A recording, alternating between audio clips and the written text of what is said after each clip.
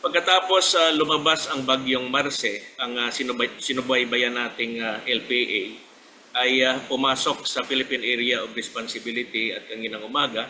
Ito ay naging tropical depression at tinawag nating Nika.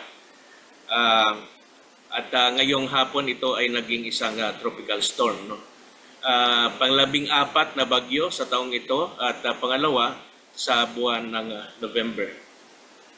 Ito ay namataan nasa layong 1,005 kilometers nasa east of southeastern part of Luzon. May taglay ito na lakas na aabot ng 65 kilometers per hour malapit sa gitna at bugso na aabot sa 80 kilometers per hour.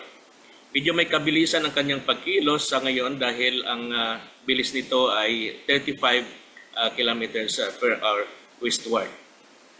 Nakataas na ang storm wind signal sa ibang lugar, particular na sa silangang bahagi ng Aurora, Quezon, Isabela at Bicol region. At inasahan natin na tataas pa at madagdagan pa ang mga storm signals habang papalapit ang bagyong Nika.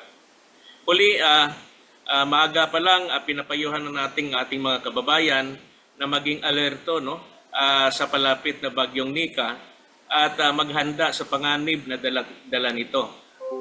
Ang malalakas na mga pag-ulan ay maaari magdulot ng pagbabaha sa mga flood-prone areas at landslide sa mga bulubunduking lugar naman.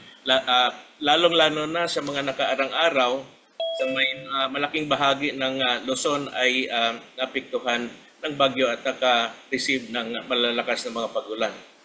Ang malalakas na hangin na dala nito habang papalapit ang bagyong Nika ay magdudulot ng storm surge lalong-lalo na sa mga lugar kung saan nakataas ang mga storm wind signals at magdudulot ng napakaalon na mga karagatan.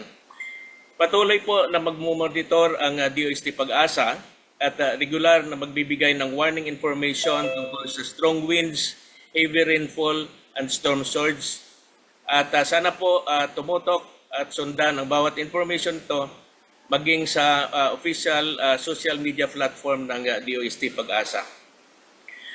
Muli, maaga pa lang ay maghanda na po, gawin ang karapat-dapat na paghahanda, sundin ang mga pinairal ng bawat lokal na pamahalaan upang paghandaan itong bagyong Nika.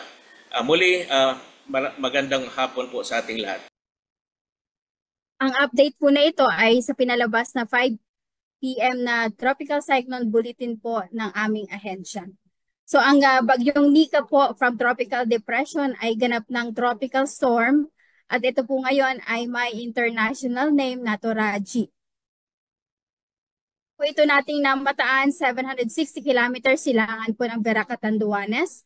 Taglay na ang lakas na hangin na 65 km per hour malapit sa gitna at bugsong aabot naman hanggang 80 km per hour. Inaasahang kikilos po ng pakanluran sa bilis na 35 km per hour. Bukod po dito ay meron po tayong minomonitor na isang low pressure area. Huling namataan naman po natin 2,700 kilometers silangan po ng northeastern Mindanao, ngunit nasa labas pa rin po ng Philippine Area of Responsibility. Within 24 hours, mababa naman po ang tsansa nitong mag-iisang ganap na bagyo, ngunit beyond that po ay may posibilidad pa rin po na maging isang bagyo ito pong low pressure area na ating minomonitor sa labas ng Philippine Area of Responsibility. Nakataas po ang wind signal number 1 dito po sa southern portion ng Isabela, northern portion ng Aurora, southeastern portion ng mainland Quezon, kasama na po dyan ang Polillo Islands, Camarines Norte, Camarines Sur, at Catanduanes, pati na rin po sa northeastern portion ng Albay. Samantala, pagdating naman po sa lakas ng ulan na maaring idulot po ng Tropical Cyclone Nika, simula po bukas ng hapon at hanggang Lunes po yan ng hapon ay meron na pong nakikitang katamtaman hanggang sa malalakas na pagulan dito po sa Cagayan, Isabela, Aurora, Quezon Province, Camarines Norte, Camarines Sur, at Catanduanes. Pwede po magkaroon po ng mga localized na flooding, lalo na po sa mga mabababang lugar o yung mga low-lying areas at areas po na prone sa landslide. Samantala naman po, Lunes ng hapon hanggang test po ng hapon, ito po yung kasagsagan po ng ulan habang papalapit po ang bagyong Nika. Inaasahan po ang intense to torrential na pag-ulan. Likely po ito ay more than 200 millimeters dito po sa Cagayan, Apayao at Isabela. Samantala, heavy to intense naman o 100 to 200 millimeters naman po ang pwedeng ibagsak na ulan dito po sa Abra, Kalinga, Mountain Province, Ilocos Norte, Ilocos Sur, Aurora. Samantala, katamtaman hanggang sa malakas na mga pag-ulan naman po ang maaring ibuhos dito po sa Ifugao at Quirino. Ito po ang forecast track po ng bagyong Nika. Inaasahan po na ito ay patuloy na mag-intensify. Bago mag-landfall ay inaasahan po natin ito po ay magiging severe tropical storm by Monday.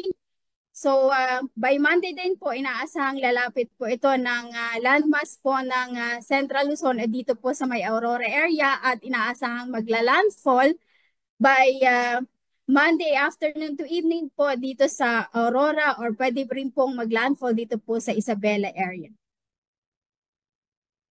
Samantala po asahan na po ang mga pagbugso ng hangin bukas sa Batanes, Northern Cagayan kasama po ang Babuyan Islands at Ilocos Norte dahil naman po ito sa inaasahan po nating paglakas po ng hangin mula sa Hilagang Silangan. Within 24 hours naman po ito ang magiging kondisyon po ng ating dagat.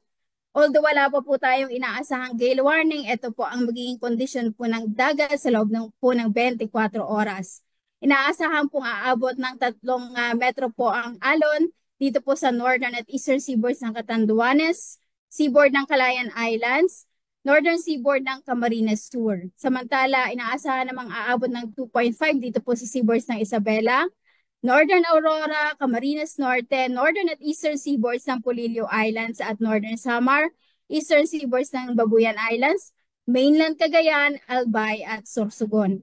Inaasahan namang 2.0 meters naman po ang magiging pag-alon dito po sa natitirang seaboards po ng Cagayan Valley, sa seaboard po ng Ilocos Region at western seaboards po ng Zambales, Bataan, Lubang Islands, Occidental Mindoro, Calamian Islands, mainland Palawan at eastern seaboards ng Camarines Sur, eastern Samar at Dinagat Islands. Yan po ang update mula po dito sa Weather Forecasting Center ng Pag-asa. Maraming salamat po ulit.